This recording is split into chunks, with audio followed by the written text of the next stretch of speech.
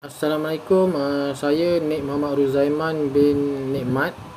Nombor metrik 259641. Kumpulan kami terdiri daripada 4 orang ahli dan kumpulan kami memilih organisasi dalam Polis Diraja Malaysia PDRM. Pengenalan, sesebuah organisasi perlu melakukan pembaharuan bagi memastikan organisasi terus kekal dan stabil dari segi ekonomi, sosial, teknologi dan politik menerusi kaedah pembangunan organisasi. Keperluan organisasi yang berkeupayaan tinggi, dinamik dan fleksibel amat penting dalam menentukan kejayaan sesebuah organisasi. Sistem dan proses kerja yang berkesan seperti sumber manusia, pengurusan kewangan dan akaun, dokumen dan maklumat peribadi serta set aliran tindakan dalam melaksanakan tugas perlu sentiasa ditambah baik menerusi penggunaan teknologi untuk mentransformasikan organisasi.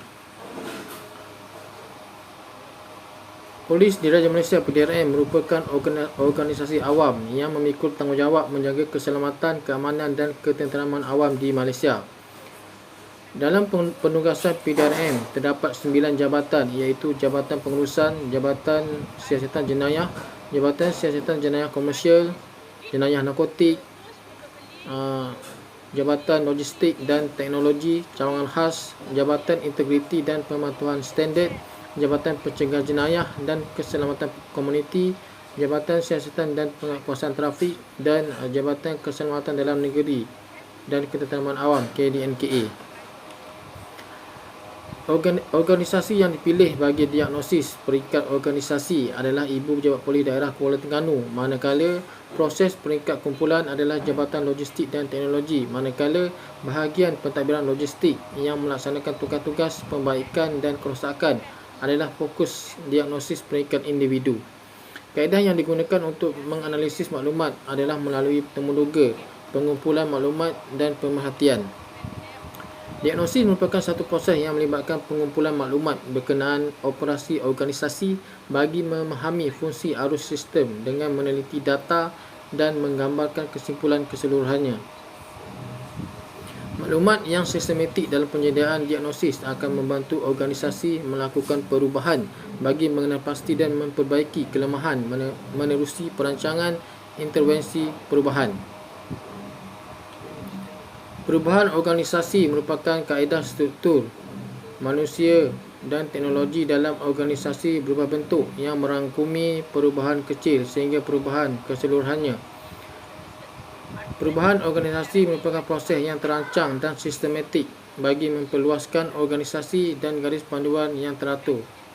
Maklumat diambil menerusi pengumpulan maklumat dari rekod organisasi dan pemerhatian yang dijalankan di Jabatan Logistik dan Teknologi serta temuduga yang dilakukan ke atas anggota yang bertugas dalam bahagian pentadbiran logistik.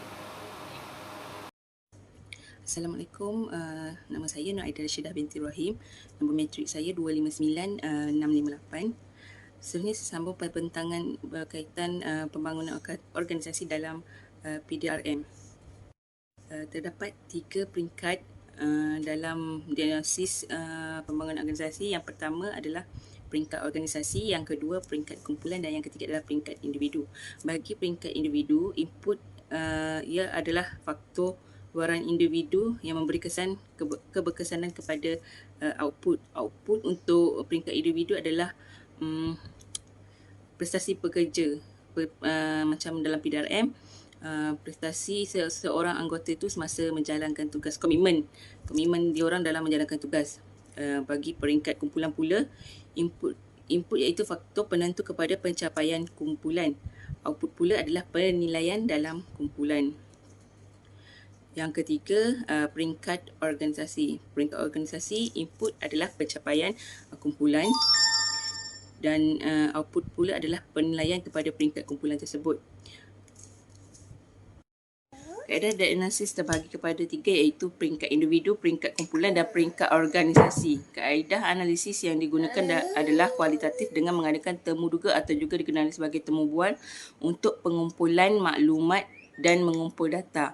Bagi peringkat kumpulan, kaedah analisis yang digunakan adalah kualitatif dengan mengadakan temuduga dan pemerhatian untuk mengumpul data. Yang ketiga adalah peringkat organisasi. Peringkat organisasi, kaedah analisis yang digunakan adalah secara kualitatif dengan mengadakan pengumpulan maklumat dan pemerhatian untuk mengumpul data. Seterusnya adalah perincian diagnosis. Pertama, mengenal pasti isu-isu yang wujud peringkat organisasi. Mengenal pasti tahap pencapaian kualiti perkhidmatan yang ditawarkan oleh organisasi bagi mencapai kesejahteraan masyarakat dan anggota. Selaras dengan perkembangan teknologi, begitu juga dengan perkhidmatan yang ditawarkan oleh PDRM, di mana kalau dikira sebelum ni kita mengambil report pada awalnya secara guna penulisan, guna buku report. Seterusnya, selepas teknologi semakin berkembang, kita menggunakan sistem PRS, dan yang terkini sejajar dengan IR 4.0, kita tingkatkan lagi kepada IPRS, maknanya lebih canggih cara sistem tu diguna pakai. Dan setiap perubahan dalam organisasi akan diberi latihan dalam perkhidmatan bagi memastikan setiap anggota boleh mengendalikan sistem-sistem yang terkini. Seterusnya adalah mengenal pasti isu-isu yang wujud peringkat kumpulan. Peringkat kumpulan pula kita nilai sejauh mana kerjasama yang dapat diberikan oleh anggota dalam sesuatu bahagian serta menggunakan struktur teknologi di kalangan pekerja. Contohnya kalau sebelum ni mungkin kita pakai semboyan atau untuk sampaikan sesuatu arahan. Tapi dengan perkembangan teknologi kini, kebanyakan untuk makluman atau makluman biasalah, maknanya kita lebih kepada menggunakan teknologi WhatsApp, kerana maklumat yang ingin disampaikan lebih cepat dan boleh diterima ramai. Seterusnya, mengenal pasti isu-isu yang wujud di peringkat individu. Bagi peringkat individu, penilaian tahap penerimaan anggota boleh diukur melalui kepuasan bekerja dan prestasi kerja yang ditampilkan. Selain itu, mengenal pasti tahap kemahiran, peranan kerja dan maklum malas daripada perubahan yang dilakukan oleh organisasi. Yang kedua, perincian diagnosis menginterpretasi data maklumat.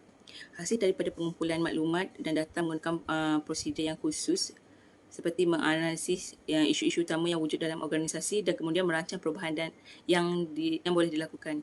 Tetapi setiap perubahan yang ingin dilakukan perlulah mendapat maklum balas daripada pekerja. Contohnya kita boleh buat kaji selidik ataupun latihan dalam perkhidmatan. Yang ketiga, merancang perubahan.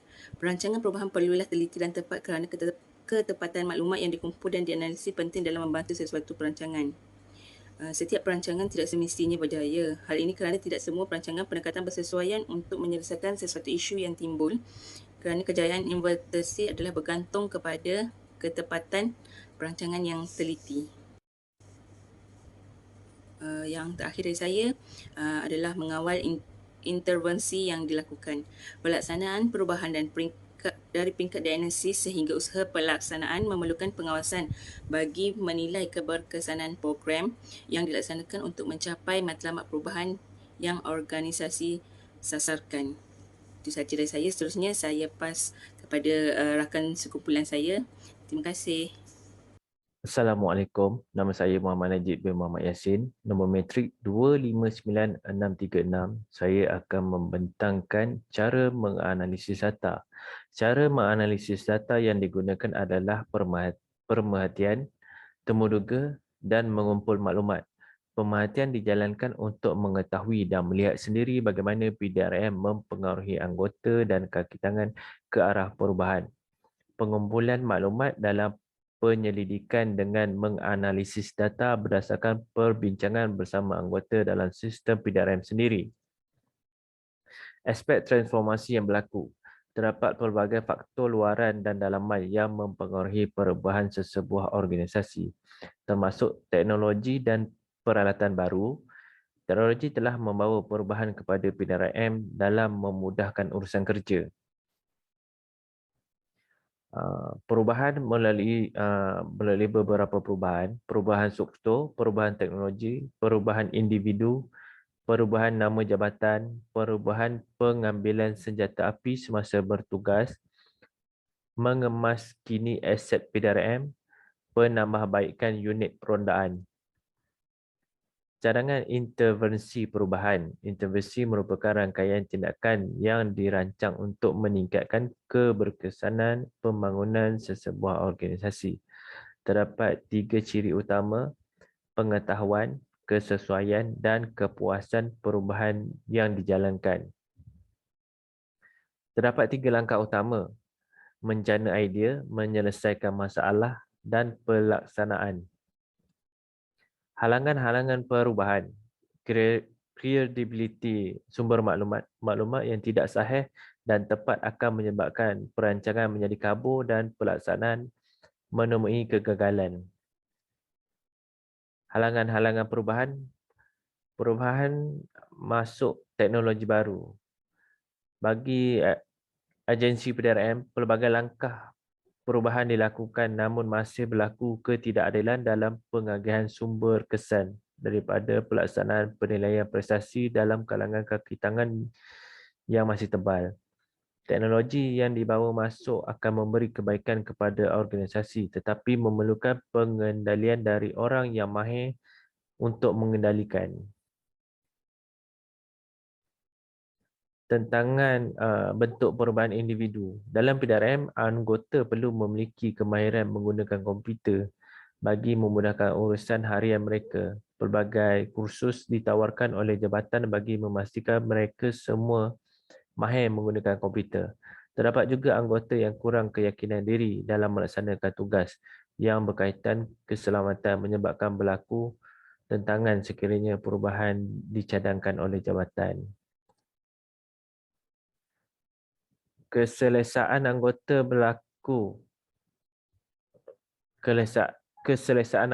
melakukan kerja yang sama dan rutin harian menyebabkan anggota tidak mahu melakukan perubahan kerja yang berbeza sekiranya diperlukan.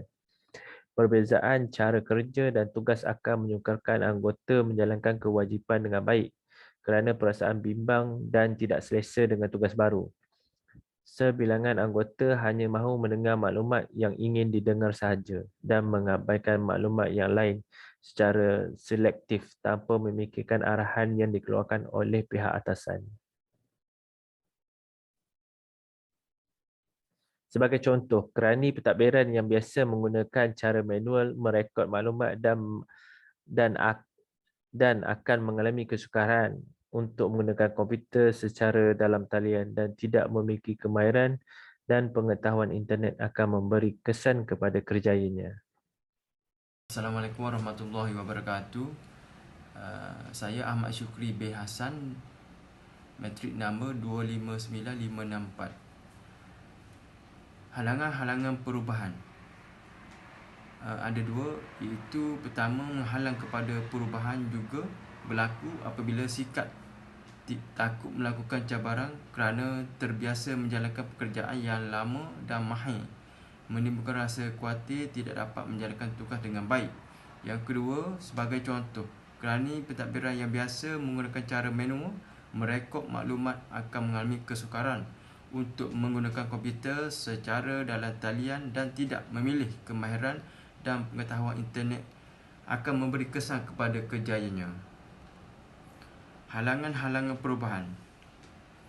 Tentang bentuk perubahan organisasi. Pertama, perubahan yang berlaku akan dipantau oleh organisasi yang berpunca daripada inisia struktur, inisia kumpulan, ancaman perhubungan kuasa, ancaman kepada kepakaran, ancaman pengagihan sumber sedia ada dan ada pengagihan sumber tenaga.